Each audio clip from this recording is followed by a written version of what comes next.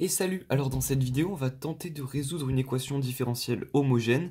Alors juste homogène, ça veut simplement dire qu'on a une équation différentielle qui est égale à 0, voilà. Donc on va tenter de... Donc là, il y a toute la méthode, vous pouvez la lire, vous pouvez, je sais pas, en faire ce que vous voulez. Mais je pense que le plus simple pour expliquer cette méthode va être en fait de faire plusieurs exemples. Donc je vous propose qu'on fasse un premier exemple, celui-ci, afin que vous commenciez à bien comprendre cette méthode. Et évidemment, on fera d'autres vidéos, parce que la méthode est pour un cas très très général, donc on fera plusieurs exemples qui pourront balayer chacun de ces cas. Alors, pour commencer, première étape, transformer l'équation en RK plus R plus etc. est égal à 0. Alors, qu'est-ce que j'entends par là? En fait, on va supposer que chaque fois qu'on dérive, K il va être égal à 1. Donc, c'est-à-dire, par exemple, là, j'ai dérivé une fois, donc K va être égal à 1. En fait, on va remplacer le Y par R. Donc là, je vais écrire R, j'ai une fois Y, donc je vais mettre R. Sauf que j'ai dérivé une fois, donc je vais mettre puissance 1. Là, j'ai 2Y de t, donc Y, on va écrire R, donc plus R. Je l'ai dérivé 0 fois, donc R puissance 0.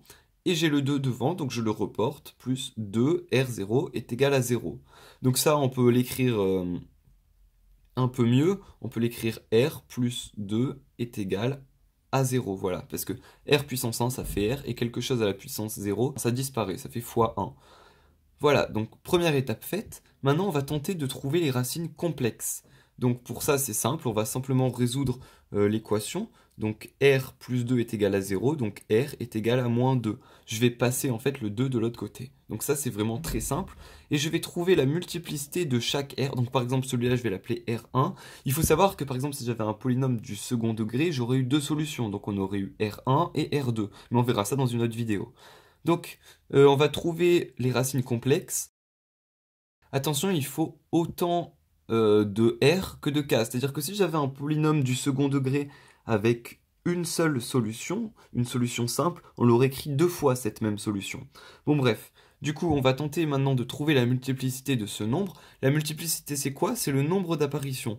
C'est-à-dire que parmi tous les R, combien de fois moins 2 il apparaît? Donc là on n'a qu'un seul R, donc moins 2 il apparaît qu'une fois. Donc la multiplicité c'est 1. Évidemment, si j'avais R1 égale 2 et R2 égale 2, là, la multiplicité de chacun, ça aurait été 2, parce que chacun, ils apparaissent deux fois. Donc là, maintenant, on a trouvé la multiplicité de ce R-là. Maintenant, on va appliquer cette formule-là. Donc ça, c'est la formule générale, en fait, pour l'équation différentielle homogène.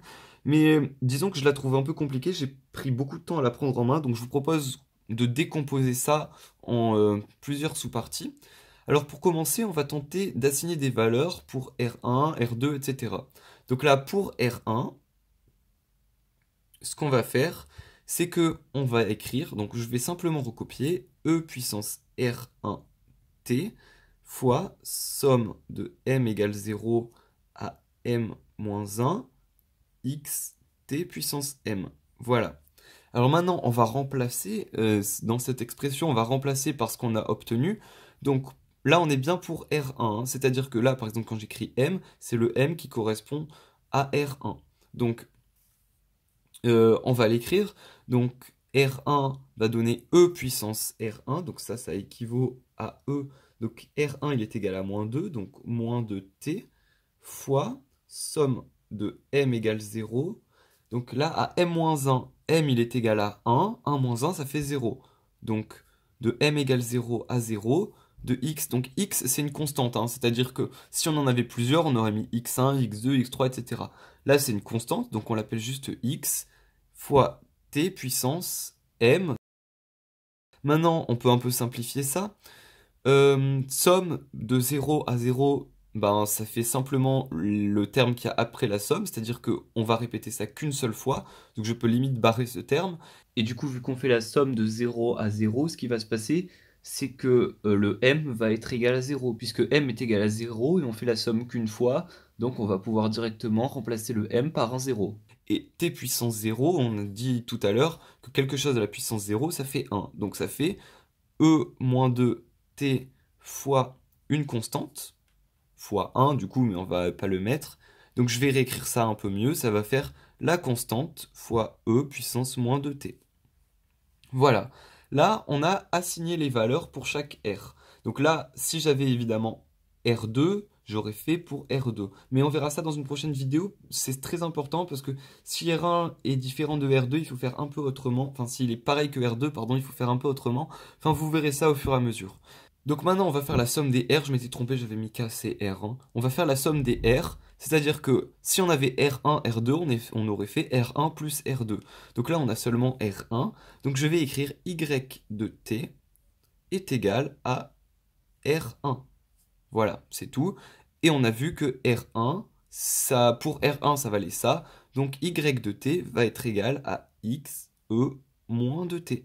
Donc c'est-à-dire que cette équation différentielle, elle revient à ça. Donc ça, c'est un terme un peu, en quelque sorte, général. Maintenant, nous, ce qu'il nous faut, c'est que on cherche la constante. Ça, c'est une constante, on ne la connaît pas. Donc on va tenter de la chercher.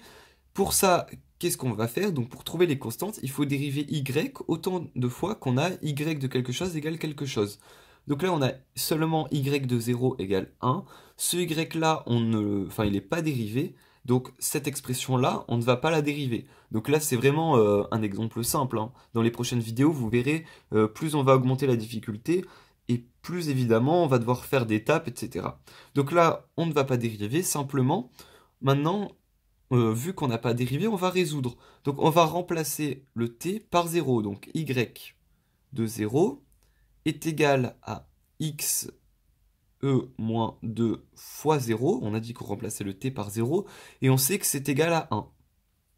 Voilà. Donc on va simplement résoudre cette partie ici. Donc ça, c'est égal à x e puissance, donc moins 2 fois 0, ça fait 0, donc le moins 2, je peux l'enlever. E0, ça fait 1, donc x fois 1 est égal à 1.